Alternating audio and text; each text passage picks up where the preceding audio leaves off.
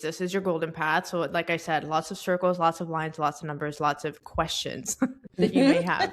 Right. And so I'll just give a quick overview of this. We're going to get right into the Pearl sequence. So there's 3 different sequences. They all have a different purpose. So the green that you see here is known as our activation sequence. And this is also known as your incarnation cross in human design, if you're like a human design person.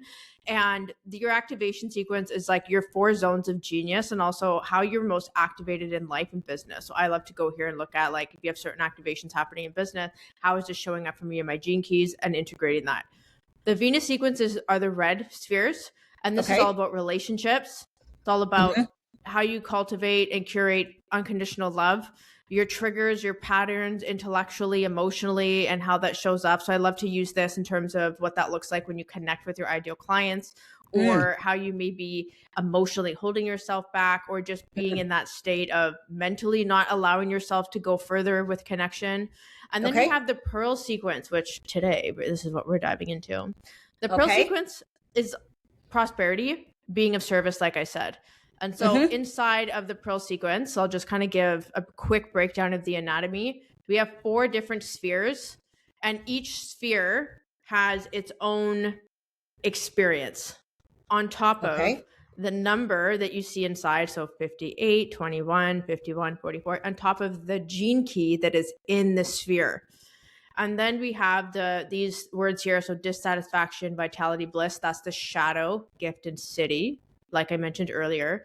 The line is another layer. We won't get deep into that today. And then you're going to see all these lines connecting the spheres. And that's just how these spheres breathe together as a whole within the sequence. So this is just to kind of give you the breakdown of the anatomy of like what you're looking at. So before I dive into your Pearl sequence, Lori, do you have any questions about what I just shared, or does that feel pretty clear? Or even if you're like, my audience might want to ask this. Well, I just know that this is, for me, I mean, it's just like a bunch of like mumbo jumbo, right? And so when I look at this, I'm thinking, okay, great. What does this mean? Like I have no idea what 58.2 and 21.1 and none of that. So for me, I'm going to be able to respond better when you start like interpreting this for me. Yes. So literally what you just shared was so perfect, because if everyone else is at that point, this is exactly where we need to be to get into this conversation. So the fact that you're like, okay, I get the anatomy, but what do the numbers mean? That's where we're going right now. So we're going to dive into each of the spheres and have a conversation about it. So I'm glad I checked in with you, because if you're like, even the listeners or the watchers, and they're like, I don't get it, just you're here exactly where you need to be. So we're going to journey through the Pearl sequence together, Lori, and I'm really looking forward to this. And we're going to start in the Vocation Sphere. So your vocation in astrology human design is your Mars planet. Okay. So your vocation in the gene keys is like your biggest core wounding, but it's also here to be your biggest and greatest talent in what you share.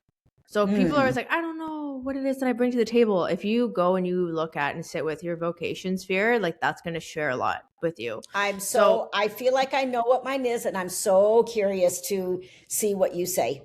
Yes. Okay. So again, we have the 44th gene key, right? So gene key, we've got the shadow of interference. We have the gift of teamwork and the Siddhi of synarchy. And if everyone's like, what the fuck is this? Oh my God, I just swore. I hope that's okay. That's okay. It's fine. I don't care. That's like a classic Kehla move. Anyways, so when you look at your vocation and you're like, this is my greatest talent that I'm here to bring to the table. So in the shadow state, it's like you're supporting clients. When we look at the shadow state of interference, it's like, how are they interfering with their genius? Where is it that they've got their fingers and all these different outlets? And it's like, they don't trust themselves. They're not listening to their body. And you're really here to help them create that teamwork experience where they're connecting with themselves or connecting with their purpose, their mission of what it is that they're doing in their business. And then the synarchy is obviously like the harmony between that connection and that teamwork actually playing out. So it's interesting because obviously with the offer creation and scaling that you do, it's like you kind of have to get people to literally connect with their genius and get out of their own way in many ways to really create that synarchy so that they can have something that they can scale and share with people. So I'm curious how that's landing for you and if that's what you had in mind or if it's a different angle than you expected. So Let me just respond to that a little bit. So I feel like if I look at my shadow, and I've just recently, I think this past year, really connected with this. My shadow is that I have never felt seen or valued for the work and the gifts that I have to offer this world. This goes back, even into childhood. And what that's created for me is just this constant like drive to be ambitious and to show up and to keep trying to prove my expertise, which always like backfires for me. And so that shadow side of like not feeling seen and valued is exactly what I do with my clients is I help them see and value who they are uniquely. Like to me, it is so important for them to see the amazing gifts that they have to offer this world and to help them bring those gifts and that uniqueness into the world in a way that impacts not only their lives, but their clients' lives and ultimately the world. So, and that's all of that I do. Like my whole process is about being seen. It's about positioning your business and your offers to stand out. It's about visibility plans that align with who you are so that you can be seen.